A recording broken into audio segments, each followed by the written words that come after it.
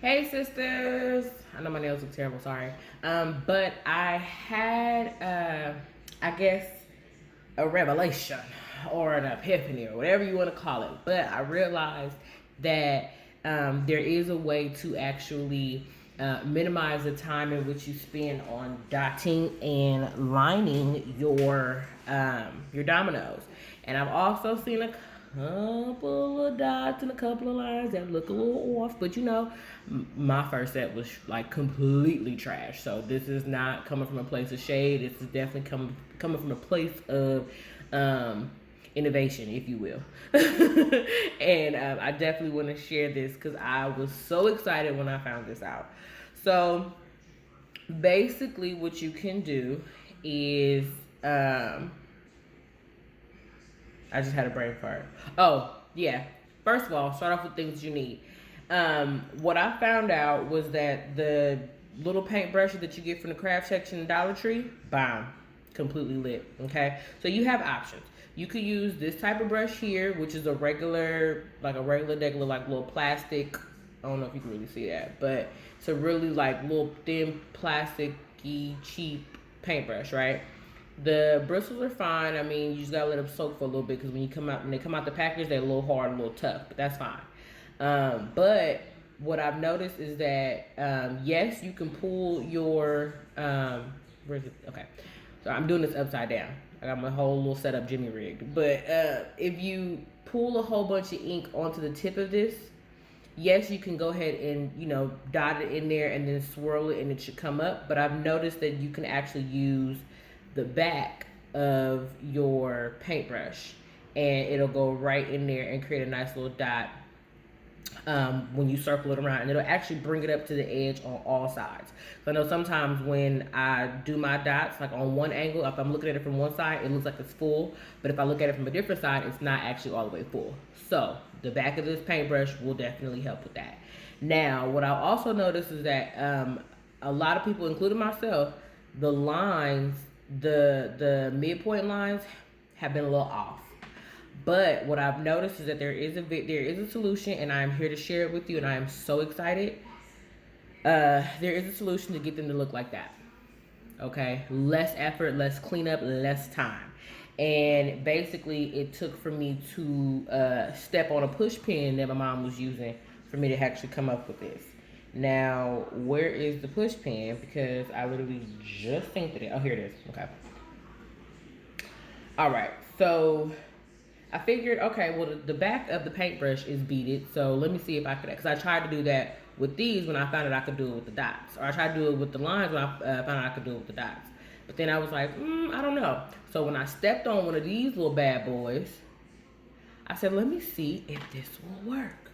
Okay, now I'm hoping that my camera don't fall by the time I get to the juicy part. But yeah, so I was like, let me see if this actually works. So yes, this is a regular push pin.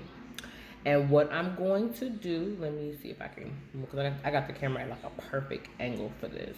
And I'm just hoping and praying and wishing and hoping that it don't fall. All right, so here's my paint.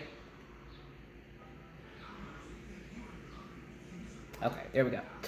So what happens is, I'm just trying to set myself up. Okay, there you go. So what happens is you take your push pin, you lop it up with your paint, right? And all you do is really just get in there and paint it, right? Just paint.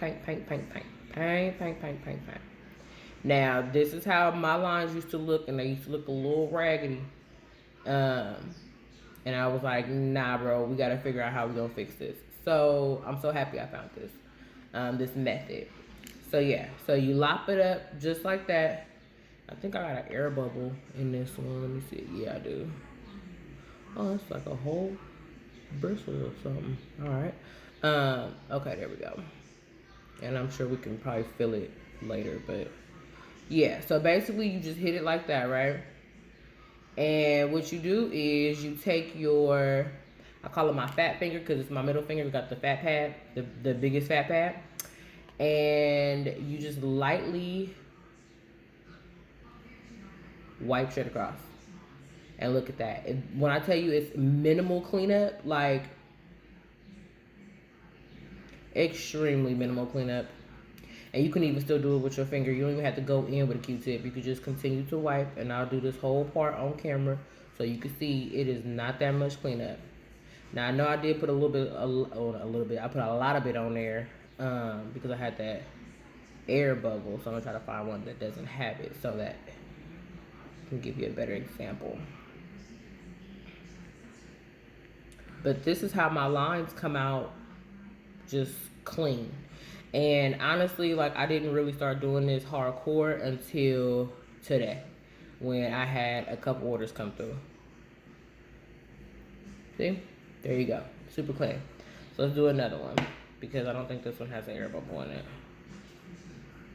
Let's see.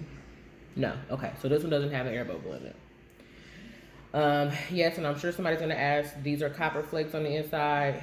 I got them from, there's a place in Berkeley, I'm in California, so it's a place in Berkeley called Arts and Craftsman Supply.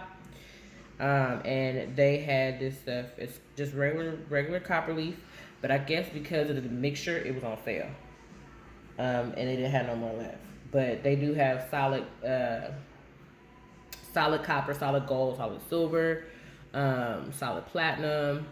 So they have tons of colors, tons of options. But yeah, it's Arts and Craftsman Supply. They do ship if you don't have one in your state. So yeah, back at it again. Bam, here's my push pin. All right, go right on in there.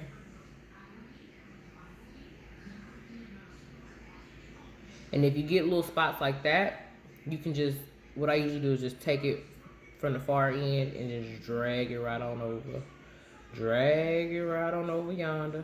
Boom. There you go. Okay. Now, like I said, you can leave your line like that, but it look a little thick. And with my eyeballs, I be trying to have that line like as straight as possible. So again, take your middle finger and just lightly wipe. And if you want to, you can dip like a small portion of your Q-tip, so that way you don't have to keep getting your finger painted, basically.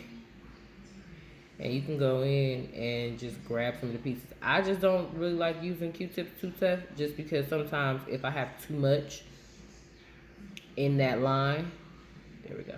If I have too much going on in this line, and if I have like a pool of paint somewhere, the little strands from the Q-tip will pull it.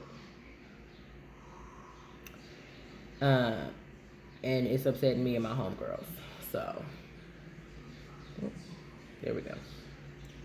So yes, I really hope this helps somebody out there dotting dominoes and lining dominoes. Like, I really do. But yeah. So yeah, like I said, I really hope this helps somebody that wants to dot dominoes or that's getting into dominoes. I think the greatest satisfaction is making your old mold and creating your dominoes out of that, because then you can wholeheartedly say, oh my god, everything was done like literally by hand. So okay, I'm gonna get off this mic before my bird get to talking all kind of crazy.